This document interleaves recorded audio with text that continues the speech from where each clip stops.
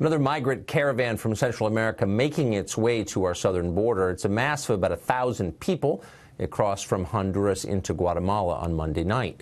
The president responded today on Twitter to all this. He said this, quote, "The United States has strongly informed the president of Honduras that if the large caravan of people heading to the U.S. is not stopped and brought back to Honduras, no more money or aid will be given to Honduras effective immediately." That threat may have worked, at least in the short term. Guatemalan authorities say they are arresting the caravan's leader and plan to deport him back to Honduras.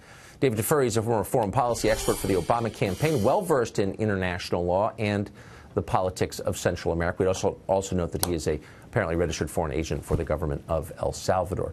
David, thanks for joining us tonight. Why is that not exactly the response that every president ought to give when a foreign country attempts a kind of invasion? Why would we pay for that? Here's why. So we have every right to protect our border, and we don't have to let any of these migrants in. But if the goal is for them not to come here, we should not be cutting off foreign aid to Honduras. Honduras is getting that aid from the U.S. so we can help improve the economy in Honduras. And the reason these people are leaving Honduras is because the economy is terrible and there are no jobs. These are economic refugees, and the reason they're trying to come to the U.S. is they're looking for a better life. So if we don't want them to come, in the long term, if we don't want them to come, we have to try to work with Honduras and the other countries in Central America to improve their economies so the people stay. Okay, so how's that working for us? So we've given, obviously, a lot of aid to El Salvador over the years. 1/3 of all Salvadorans on the planet now live in the United States. 1/3 of all existing Salvadorans. So clearly, everything we've done for Salvador hasn't stopped the flow of 1/3 of their entire population into our country. So, that doesn't actually work. So why not just say, look, rich people who run third world country, we're going to punish you personally if you let this crap continue. Why is that a bad idea?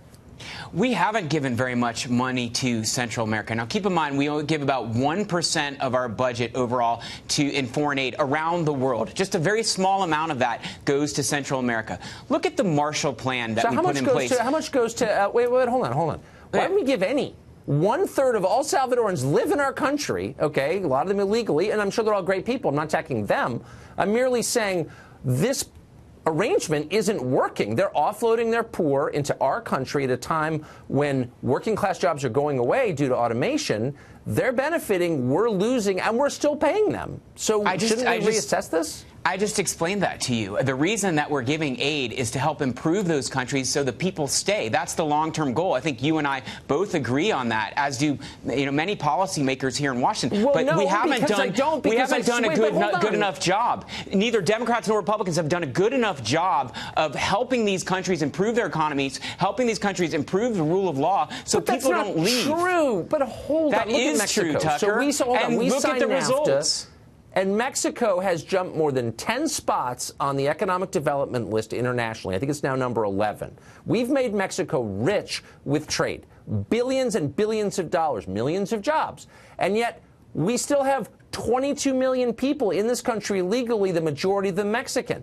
So I'm not attacking Mexico or Mexican people. I'm just saying we've made Mexico way richer than it was, and we still have an inflow from Mexico. So, we're not getting anything out of this. Tucker, that's a great example. That's a great example. Yes, we are, because far less immigrants are coming from Mexico right now. You referred to immigrants that are already here from Mexico, many of whom came a long time ago before the benefits of NAFTA. Before the benefits of NAFTA went in place. So if you look at the data, we do not get that many immigrants from Mexico. And even your example that we're talking about today is migrants from Honduras, not from Mexico. They're going to come through Mexico. They're going to pass Mexicans who are enjoying the benefits of NAFTA, who are gainfully employed and supporting their families. So you gave a great example. Since you're using the term data, let me refer you to the essential datum in this conversation, which was we have more than 10 million Mexican citizens living in our borders illegally. Once again, not attacking them.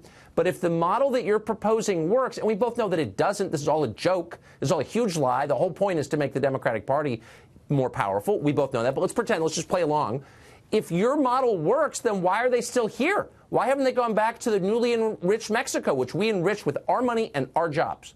Well, many came a long time ago. The data I'm referring to is over the last few years, illegal immigration from Mexico has gone down. You agree with me about that, right? Well, but I'm missing it. So we made Mexico, you'll concede, because the data, as you said, show that Mexico's way richer than it was 20 years ago, way richer. We did that. We suffered as a result of that, but we also got all of their poor people who they didn't feel like supporting with their non-existent social safety net so they can make more billionaires, which they have assiduously done. And we get shafted, and we're paying for the health care of their poorest people. You don't see what I'm talking about at all? No, because your point doesn't even make sense. We're talking about illegal immigration, right? And illegal immigration has gone down for Mexico. And it could go down for Honduras and Guatemala and other countries in Central America if we helped improve those economies. We only give a little bit of money, so let's help improve those economies so the people I think it's a really good point. It's our fault, there. And we need to pay more. So think of that. I'm not saying it's our fault. That's where your I've never said it's our fault. I said we can help. Oh, it's totally our fault. David, thank you so much. Thank you.